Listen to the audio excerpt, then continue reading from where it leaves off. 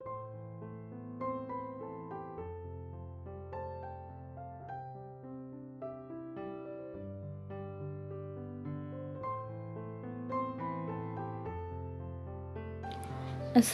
আলাইকুম, সবাইকে ওয়েলকাম করছি শিউলি কিচেন গার্ডেন অ্যান্ড লাইফস্টাইলে নতুন আরেকটি ভিডিও দেখার জন্য।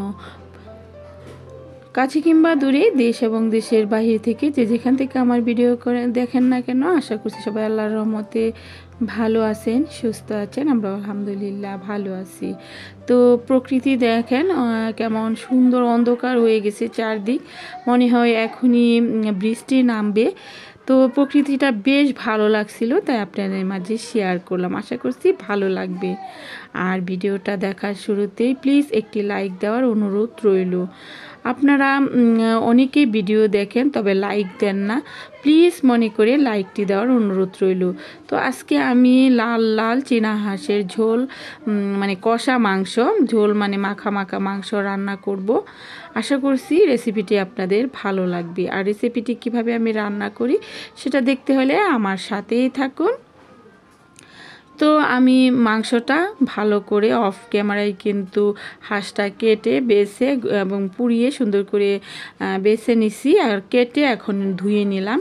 আর এখানে আমি চুলার মধ্যে দিয়ে দিলাম পেঁয়াজ এবং রসুন কুচি, একটু বেশি পরিমাণে পেঁয়াজ রসুন এটাতে আমি অ্যাড করব। এখন দিয়ে দিলাম অল্প পরিমাণে পানি এবং লবণটা দিয়ে, তারপরে আমি এখানে একটু নাড়াচাড়া করে তার মধ্যে হলুদ এবং মরিচের গুঁড়া, তারপরে আদা রসুন পেস্ট, তারপরে জিরা বাটা, রসুন বাটা, পেঁয়াজ বাটা, সব কিছু দিয়ে মরিচ হলুদ দিয়ে ভালো করে মাংসটা কষিয়ে নেব।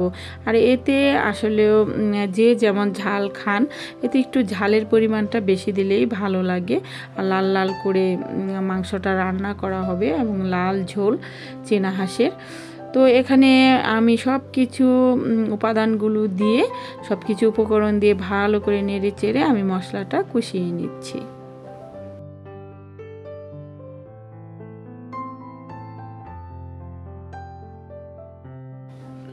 তো দেখেন মাংসটা আমার কেমন কষানো হয়ে গেছে। আমি আরেকটু ভাজা ভাজা করব, আরও সুন্দর করে কষাবো এবং একটু নাড়াচাড়া করব যাতে তলানির মধ্যে লেগে না যায়। তো এখন আমি মাংসটা এই যে দিয়ে দিব।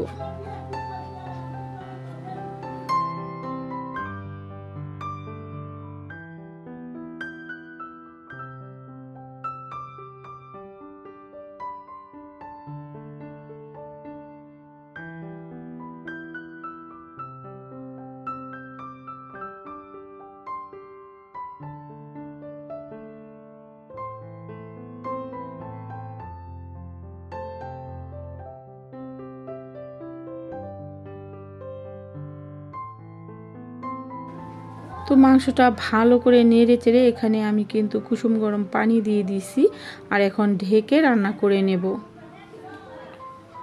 তো ফাইনালি রান্নাটা এই যে দেখেন এমন হয়েছে। একদম ভালো করে আস্তে আস্তে জাল দিয়ে মাংসটা সিদ্ধ করে রান্না করে নিতে হবে।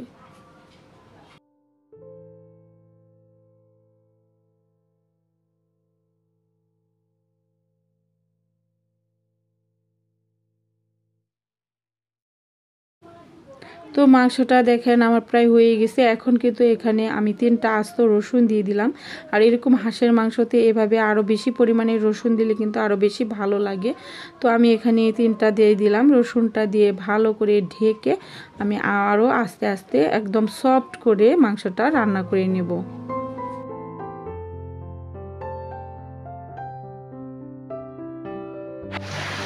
তো দেখেন বন্ধুরা, অলরেডি কিন্তু বৃষ্টি শুরু হয়ে গেছে। তো এই যে আমি আমার বারান্দায় চলে আসছি। দেখেন বৃষ্টিটাও আপনাদের মাঝে একটু শেয়ার করলাম। আর সব জায়গায় এখন বৃষ্টি হচ্ছে, অনেক ভালো লাগতেছে কিন্তু।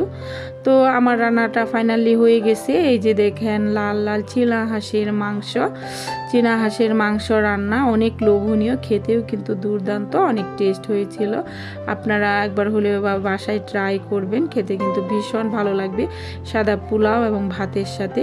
তো ছেলেদের খাবার দিয়ে দিলাম। এর তো ছিল আজকের ভিডিও। আশা করছি ভালো লাগছে। ভুল ত্রুটি হলে ক্ষমা সুন্দর দৃষ্টিতে দেখবেন। তো দেখা হবে নেক্সট কোনো নতুন ভিডিওতে। সে পর্যন্ত সবাই ভালো থাকবেন, সুস্থ থাকবেন। নতুন বন্ধু হয়ে থাকলে সাবস্ক্রাইব করে পাশে থাকার অনুরোধ রইল। তো বন্ধুরা আজ রাখছি, আল্লাহ হাফিজ, আসসালামু আলাইকুম।